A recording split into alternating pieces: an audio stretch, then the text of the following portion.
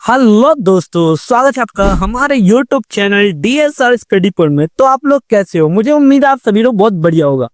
तो चलो आज हम बात करने वाले हैं क्लास 11th का पॉलिटिकल साइंस का चैप्टर नंबर 2 जिसका नाम है संविधान में अधिकार। इसका फर्स्ट पार्ट मैंने अपलोड कर दिया है, लिंक डिस्क्रिप्शन में भी है, या चैनल पे भी जाकर देख लो यार लास्ट तक वीडियो को देखो तो मैं लास्ट में भी क्या मिल जाएगा आप लोगों को, इसकी जो फर्स्ट पार्ट की वीडियो मिल जाएगी। तो चलो वीडियो करते हैं शुरू और इसमें देखते हैं हम है क्या चाहिए। देखो, इससे पहले वाली वीडियो में आपके सभी के सभी मौलिक अधिकार करवा दिए थे, बस छठा मौलिक अधिकार रह गया था जिसका नाम है संवैधानिक उपचारों के अधिकार। बात करते हैं आखिर है क्या ये बच्चों, और मैंने क्यों इस वीडियो में इसको डाला है। देखो बच्चों, भारतीय संविधान के भाग 3 में आप सभी को पता है भारतीय संविधान में भाग कितने हैं? 12 है। तो 12 में से जो भाग 3 में 6 मौलिक अधिकारों का वर्णन किया गया है, इसमें क्या है, संवैधानिक उपचारों का जो अधिकार है ना बच्चों, वो सबसे ज्यादा इंपॉर्टेंट है। क्यों भाई, क्यों इंपॉर्टेंट है? इसलिए क्योंकि अगर हमारे कहा जाता है कि अगर हमारे किसी मौलिक अधिकारों का हनन होता है तो इसके जरिए हम क्या कर सकते हैं, अपने मौलिक अधिकारों को रक्षा कर सकते हैं।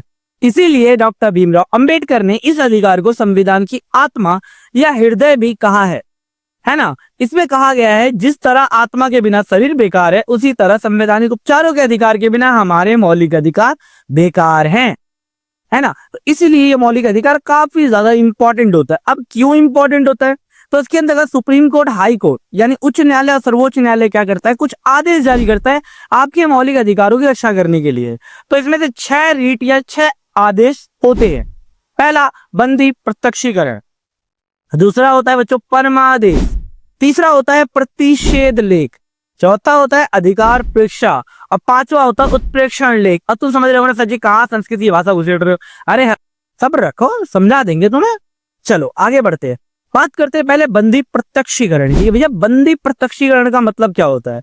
इसमें क्या होता है, अगर किसी व्यक्ति को गैर कानूनी ढंग से गिरफ्तार किया जाता है या गिरफ्तारी का तरीका गलत होता है, बेचारा सो रहा होगा, है ना, बेचारा सो रहा होगा, 12 बजे उठा के पुलिस वाले ले गए बिना अरेस्ट वारंट के दिखाए, यानी अगर किसी व्यक्ति को गैर कानूनी ढंग से गिरफ्तार किया जाता है, गिरफ्तारी का तरीका गलत होता है, तो न्यायालय उसे तुरंत रिहा करने के लिए कौन सा आदेश जारी करेगा? बंदी प्रत्यक्षीकरण, अर्थात शरीर को हमारे सामने पेश करो। और अगर उसे गलत तरीके से गिरफ्तार किया गया है तो न्यायालय उसे तुरंत रिहा करने के लिए बंदी प्रत्यक्षीकरण आदेश जारी करेगा।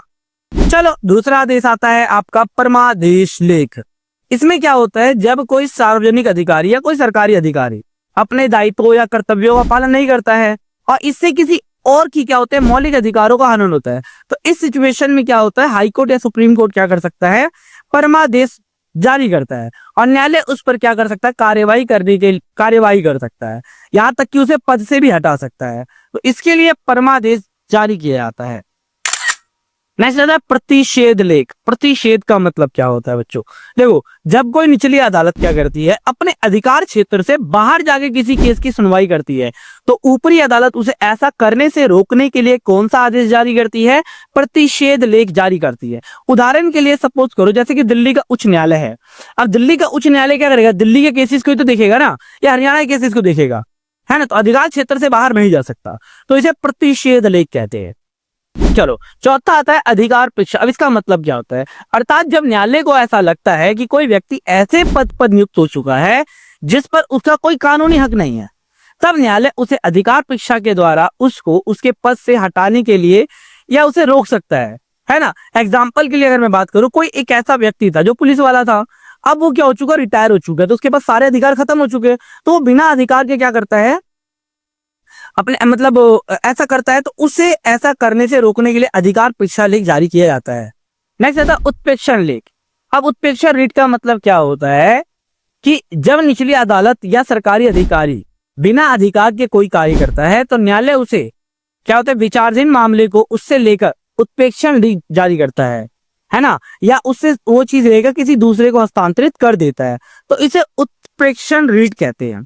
अब बात करते हैं संपत्ति के अधिकार को मौलिक अधिकार, है ना। देखो बच्चों, अगर मैं बात बताऊं ना, 1978 से पहले भारतीय संविधान में करीबन कितने थे, 7 मौलिक अधिकार थे।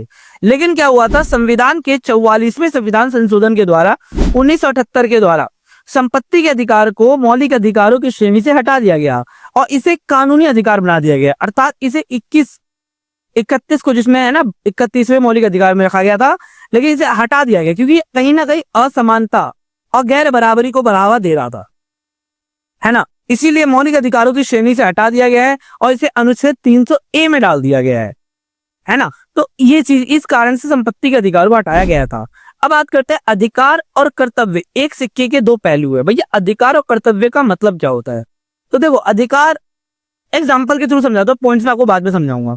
जैसे सपोज करो कोई बच्चा है, जैसे मैं हूँ, बच्चा हूँ, थोड़ा बड़ा हो गया, मेरे बाप ने कहा ले बेटा सारी प्रॉपर्टी तेरे नाम, मतलब सारी प्रॉपर्टी सब मेरे नाम कर दी, मैं बड़ा खुश, अरे वाह अधिकार मिल गया। अब पापा जी ने कहा देख भाई छोटे भाई की शिक्षा तुझे देखनी पड़ेगी, घर परिवार तुझे चलाना पड़ेगा, यानी अधिकार के साथ मुझे क्या मिल गए? कर्तव्य मिल गए। यानी अधिकार और कर्तव्य एक सिक्के के दो पहलू है ना। अधिकार मिलेंगे तो उसके साथ कॉमन सी बात है, कर्तव्य तो मिलेगा ही। कर्तव्य वह जिम्मेदारी होती है जो नागरिकों को देश के प्रति क्या करना था? निभाना पड़ता है। एक नागरिक का संविधान का पालन करना चाहिए, देश की रक्षा करनी चाहिए, सभी नागरिकों यानी लोगों के साथ भाईचारे का व्यवहार करना चाहिए, पर्यावरण की रक्षा करना चाहिए। ये हमारा कर्तव्य है, ये हमारा फंडामेंटल ड्यूटीज भी है, यानी मौलिक कर्तव्य भी है। प्रत्येक व्यक्ति के अधिकार दूसरे के कर्तव्य से जुड़े होते हैं। उदाहरण के लिए यदि मुझे जीने का अधिकार है तो मेरा ये कर्तव्य है कि मैं दूसरे को भी जीने दूं। ये तो ना मैं जीने का अधिकार है तो मैं दूसरे के जीवन जीना दुश्वार कर दूं, ये नहीं है मेरा कर्तव्य। ठीक है, नहीं बात करते हैं आपातकाल के दौरान मौलिक अधिकारों की स्थिति। देखो बच्चों, आप सभी को याद रखना है, मौलिक अधिकारों को आपातकाल के दौरान निरस्त किया जा सकता है या निष्प्रभावी किया जा सकता है। आपके सभी मौलिक अधिकार काम नहीं करेंगे जब आपातकाल या इमरजेंसी लगी होगी, है ना। जैसे 25 जून 1975 में भारत में फखरुद्दीन अली अहमद के कहने पर भारत में आपातकाल लगा था और सभी मौलिक अधिकारों को निष्प्रभावी कर दिया गया था। तो आपसे प्रश्न पूछा जाएगा किस स्थिति में मौलिक अधिकारों को निष्प्रभावी किया जा सकता है? तो आपातकाल के दौरान मौलिक अधिकारों को निष्प्रभावी किया जा सकता है ना। अब बात करते हैं मौलिक अधिकार और नीति निर्देशक तत्वों में अंतर का क्या होता है। तो देखो बच्चों, अगर मैं बात करूं नीति निर्देशक तत्व क्या होता है? सरकार के लिए होते हैं, सरकार को आदेश देते हैं। मौलिक अधिकार क्या होते हैं? नागरिकों के लिए होते हैं, लोगों के लिए होते हैं। नीति निर्देशक तत्वों पर कोई सीमा नहीं होती, कोई अंकुश नहीं होता, जबकि मौलिक अधिकारों पर क्या होते हैं? अंकुश होता है, नियंत्रण होता है। इसके साथ साथ नीति निर्देशक तत्वों को न्यायालय द्वारा लागू नहीं करवाया जा सकता, लेकिन मौलिक अधिकारों को न्यायालय द्वारा लागू करवाया जा सकता है। नीति निर्देशक तत्व क्या होता है? समाज के लिए होता है, समाज के हित के लिए होते हैं।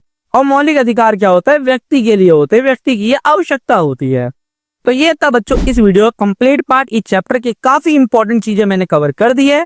बाकी अगर कुछ रह जाता हो तो मुझे बता देना। और बच्चों एक बात बोलियो, कमेंट्स और लाइक्स अगर हर बच्चा करेगा ना कहीं मेरी जो वीडियोस है ये जरूर ऊपर रैंक करेगी। आप लोगों के लिए इतना मेहनत कर रहे हो यार, प्लीज आप लोग वीडियो शेयर सब्सक्राइब